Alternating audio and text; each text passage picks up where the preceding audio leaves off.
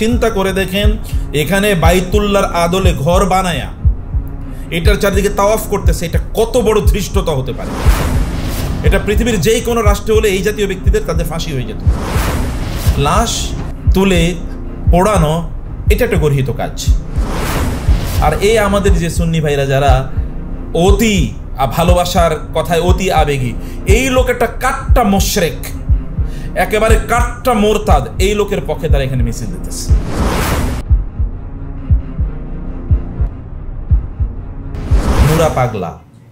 নুরা পাগলার তার কবর থেকে তাকে তুলে তারপরে তার লাশ পোড়ানো হয়েছে, এই ঘটনাটা ঘটেছে।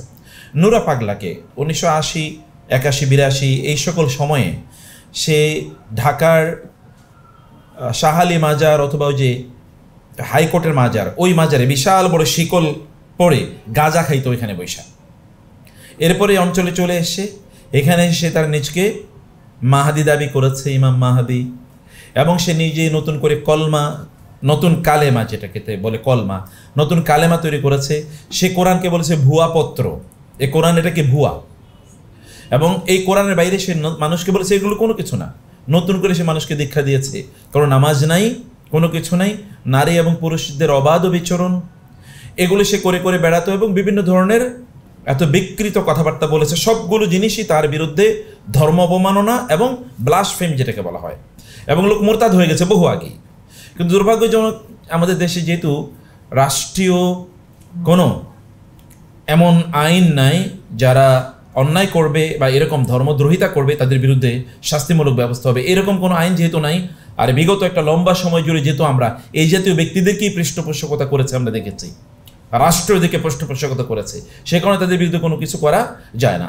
এবং লোক মারা গেছে হলো গত মাসে মোস্ট প্রবাবলি 27 বা 28 তারিখে সে লোক মারা গেছে, বা 25 তারিখ এরকম কোনো একটা সময়ে মারা যাওয়ার পর, সে মারা যাওয়ার আগে লোকজনকে বলে গিয়েছে তার কবরটা যেন মাটি থেকে কমপক্ষে 10-12 ফিট উঁচু করা হয়, তার কবর, তার মাথা যেন দক্ষিণ দিকে দেওয়া হয়, পা যেন উত্তর দিকে দেওয়া হয়, অর্থাৎ কেবলামুখী না, কেবলাকে পাশে পিছনে রেখে। কারণ আপনি উত্তর দিকে যদি মাথা দেওয়া হয় তাহলে কী হবে, কেবলা অর্থাৎ ডান দিকে শোয়াবে, তো তখন কেবলার দিকে তার মুখ থাকবে, এর জন্য উল্টা করা হয়। এবং তার কবরের উপরে বাইতুল কাবার মতো যেন একটা কিছু করা হয়, তার পাশে একটা ওই মসজিদে নববীর একটা গম্বুজ, যে সবুজ গম্বুজের মতো, এগুলো করা হবে। এগুলো সব কিছু, এবং তার নামাজের জানাজা কীভাবে হবে এগুলো বলে দিয়েছে, এই স্টাইলে না, এরকম করা হয়েছে, এবং সবগুলো কাজ এভাবে করা হয়েছে। সেখানকার আলেম ওলামারা তাদের অনুসারী যারা, ওই লোকের অনুসারী যারা, তাদের সাথে বসেছে, কিন্তু তারা এগুলো কোনো কিছু মানে নাই। বাইতুল্লাহর মতো ওইরকম একটা ঘর বানাইছে তার কবরের উপর, এবং ওই কবরকে কেন্দ্র করে লোকেরা ওখানে তাওয়াফ করে, এটাই তাদের ধর্ম, দিন। এগুলো বারবার প্রশাসনকে জানানো হয়েছে, সেখানকার মানুষদেরকে জানানো হয়েছে, তারা এগুলো ভ্রুক্ষেপই করে না, এবং এতে বহু হাজার মানুষের দিন থেকে হাজার মানুষ বিচ্যুত হচ্ছে। কারণ সাধারণ মানুষ তো, তাদের তো দিনই নলেজ একেবারেই নাই, তো ফলে লোকেরা যাদের দিনই জ্ঞান নাই, এরা শর্টকাট রাস্তা খোঁজে জান্নাতে যাওয়ার, মনে করছে এই লোকের কাছে গেলে তো সে যেহেতু মাহাদি, অতএব জান্নাতুল ফেরদৌস আমাদেরকে নিয়ে যাবে। এই জাতীয় এই চিন্তার কারণে লোকেরা গিয়ে সেখানে ভিড় জমাচ্ছে, এবং তারা এইভাবে মুশরিক অথবা মোরতাদ হয়ে যাচ্ছে।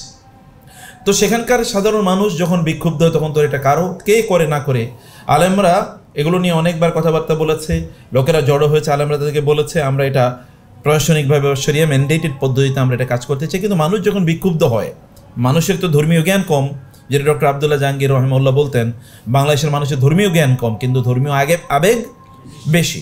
তো ধর্মীয় আবেগের কারণে লোকেরা সেটা গিয়ে ভাঙচুর করেছে, এবং ওইখান থেকে লাশ তুলে তারপরে তারা এই লাশকে পুড়িয়ে দিয়েছে। যারা লাশ পোড়াইছে সাধারণ মানুষ, এখানে কোনো আলেম নাই, আলেম ওলামা নাই। তো সাধারণ মানুষ এটা করার পর তাদেরকে অন্যরা বলেছে তোমরা এটা কেন করেছো, বলেছে এটা যদি লাশ যদি রেখে দেই তাহলে এই লাশকে নিয়ে আরেক জায়গায় লোকেরা মাজার বানাইব, কবর বানাবে, এবং ওখানে আবার এরকম গম্বুজ বানাবে, এবং এরকম বাইতুল্লাহ বানাবে। আপনি চিন্তা করে দেখেন, এখানে বাইতুল্লাহর আদলে ঘর বানায়া এটার চারদিকে তাওয়াফ করতেছে, এটা কত বড় ধৃষ্টতা হতে পারে। এটা পৃথিবীর যেই কোনো রাষ্ট্রে হলে এই জাতীয় ব্যক্তিদের তাদের ফাঁসি হয়ে যেত, রাষ্ট্রদ্রোহিতার মানে ধর্মদ্রোহিতার কারণে, ধর্ম অবমাননা বা ব্লাসফেমের কারণে। তো এইরকম একটা পরিস্থিতি এখানে হয়েছে। লাশ তুলে পোড়ানো এটা একটা গর্হিত কাজ। যদিও লাশ পোড়ানোর এরকম ঘটনা, যেমন আলী রাদিয়াল্লাহু তাআলা খারিজিদের ব্যাপারে বলেছেন ওদেরকে পোড়াইয়া দাও ওদের লাশগুলো, এরকম কিছু ঘটনা মানে মুসলমানদের ইতিহাসে বিভিন্ন সময়ে এরকম বড় ভয়াবহ অপরাধী যারা তারা এরকম কিছু ঘটনা ঘটেছে। কিন্তু তারপরেও শরিয়া আল্লাহর শাস্তি দিয়ে, যেমন আগুন দিয়ে শাস্তি দেওয়ার দায়িত্বকার আল্লাহর, অতএব এটা দিয়ে কাউকে শাস্তি দেয় এটা আল্লাহ সুবহানাহু ওয়া তাআলা অনুমোদন করেন না। যারা এই কাজটি করেছেন তারা আবেগের বশবর্তী হয়ে করেছেন এবং তাদের চিন্তা ছিল যে এই লাশ যদি থেকে যায় তাহলে আরও লাখ লাখ হাজার হাজার মানুষকে এরা পথভ্রষ্ট করবে। সেই চিন্তা চেতনা থেকে তারা এটা করেছে এবং এগুলোকে নিয়ে এখন একদল বাংলাদেশ তো এমনি বামপন্থীদের অভয়ারণ্য বা তাদের একটা কি বড় ধরনের একটা জায়গা এখানে। যদিও গত 1 বছর পর্যন্ত জুলাই থেকে এই বামপন্থীরা মোটামুটি একটু কি সাইজে ছিল, কিন্তু আবার বামপন্থীরা বিভিন্ন সুযোগ খোঁজে যে যারা একটু মানে দিন প্র্যাকটিস করে এদের উপর কিভাবে তারা প্রভাব বিস্তার করবে, এই সুযোগটাই বামপন্থীরা নিচ্ছে। আর শত্রুরা তো চারিদিকে আছেই। আর এই আমাদের যে সুন্নি ভাইরা যারা অতি ভালোবাসার কথায় অতি আবেগী, এই লোক একটা কাট্টা মুশরিক, একেবারে কাট্টা মোরতাদ, এই লোকের পক্ষে তারা এখানে মিছিল দিতেছে। এটা চিন্তা করেন আপনি পরিস্থিতির মানে কোথায় তাদের আবেগ গিয়ে, কি কারণটা কি? কারণ হচ্ছে মাজার, মানে এরাও মাজার পূজা করে, মনে করছে ওই লোকের একটা মাজার, অতএব মাজার যেহেতু যদি মুশরিক হয়, কাফের হয় এবং সেই ব্যক্তি তার নিজকে সে কোনোদিন নামাজ পড়ে নাই, কোরআনকে সে ভুয়া পত্র বলেছে, এই লোকের বিরুদ্ধে তো এদেরই মিছিল মিটিং করার কথা। কিন্তু কি দুর্ভাগ্য আপনারা দেখেন, একটাই মাত্র কারণ হলো দিনী জ্ঞান নাই, নলেজ নাই, অথচ আল্লাহ আমাদের জন্য দিনী জ্ঞান অর্জন করা ফরজ করে দিয়েছেন। আচ্ছা, যেই জাতির প্রথম শব্দ হলো ইকরা, সেই জাতি না পড়ে থাকে কিভাবে? যে জাতির উপর জ্ঞান অর্জন করা ফরজ, পৃথিবীর কোনো জাতির উপর জ্ঞান অর্জন করা ফরজ না, বরং অন্য ধর্মে না পড়া কি ফরজ, অন্য ধর্মে না পড়া ফরজ। শুধুমাত্র মুসলমানদের উপর কি মুসলিম হতে হলে আপনাকে পড়তে হবে, জ্ঞান অর্জন করতে হবে, ফরজ করে দিয়েছেন। জ্ঞান অর্জন না করলে প্রত্যেকটা মুহূর্তে আপনি গুনাহগার হবেন।